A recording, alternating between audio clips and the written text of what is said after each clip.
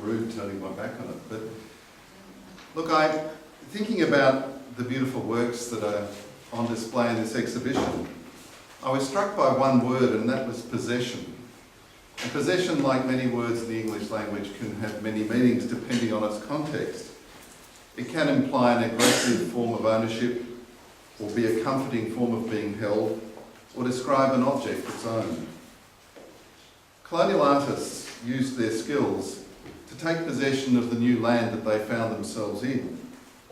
Describing the wild and barely known landscapes with pen or with paint and canvas was a way of owning the new country and domesticating it. The wonderful Lycett work, the Evans work, Proud, Piggotty and Forrest works on display in this exhibition are part of this impulse. And as towns and wealth increased, a market emerged for these artists, and we see later colonial works that reflect that as well in this exhibition. Particularly the beautiful portraits, and they show a different sort of growing confidence, an ability to catch the fleeting, the momentary, and the point in a person's life that perhaps had real meaning to both the sitter and the artist. The one that for me that stands out is the really very tender portrait of Hugh McCubbin by his father. And I was saying before that it's the splitting image of Fred's great-great-great-grandson, David McCubbin, whom some of you might know. It's just as I remember David when I met him at university, so it has a meaning for me as well. But it has a reflection back to old masters, and I think in addition to the notes in the catalogue, it reminds me of the portraits by Rembrandt of Titus, his son. The domestic possession is best exemplified, I think, in one of the standout works in this exhibition, which is the great George Lambert work in the room just behind us. Here is an Australian transplanted to the extraordinarily glittering world of Paris at the end of the 19th century. And we obviously see, as the notes suggest, the influence of Whistler and the influence of Manet in the work. It's an extraordinary painting in its tonal complexity, but it's also quite claustrophobic, I think. And it's representing a conversation that seems to be happening without words. And I think whoever's lucky enough to possess that painting can spend a lot of time thinking about what that conversation might actually be. The exhibition has a wonderful array of mid-20th century landscapes, city views and still lives, with 4 great women artists, Beckett, Sauerbrey, Black and Holmes, represented. These works show a different kind of confidence in response to colour, light and form, and while the landscapes often encompass large views, they're very small and very petite and framed, and they give it sort of an intimacy and a closeness, a confidence about the work and the world that they represent. The Gleeson, the Donald Friend and the Lindsay works venture into a different form of possession, one which in a more superstitious time might have called on an exorcist.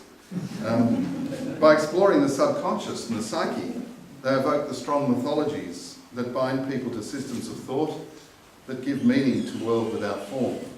Friend's work, fluid in design and use of colour, is at once dangerous and beguiling. It's like an imp on your shoulder.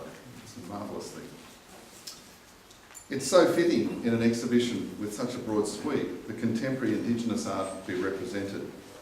Vicky Cousins, in her revival of the possum skin cloak, repossesses something that was lost or almost lost due to the tragedies wrought upon the Aboriginal people by European settlement.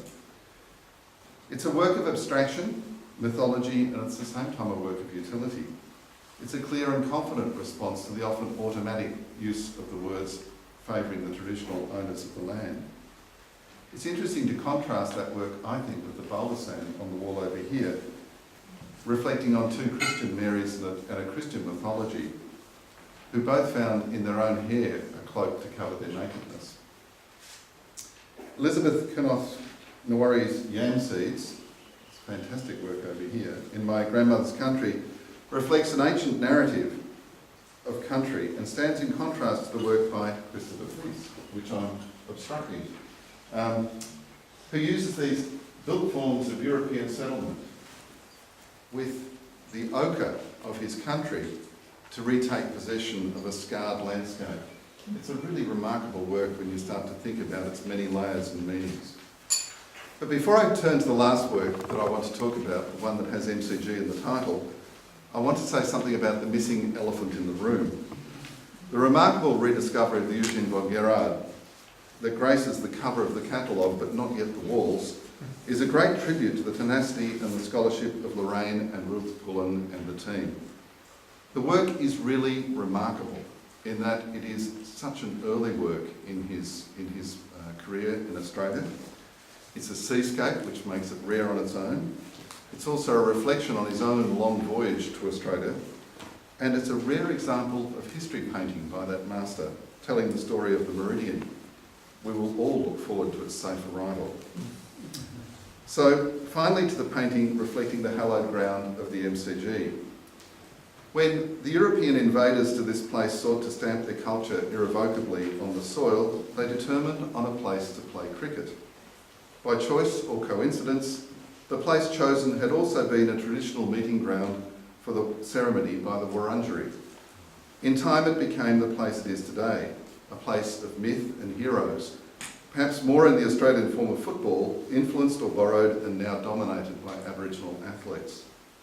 Robert Clinch places the reference to this place in a gritty but strangely clean alley and a vivid urban context, and names it for a rebel slave, in myth a gladiator. It is at once a truly Australian work, layered and competing in all these influences, still forming an identity capable of including all of us in its possession. Thank you.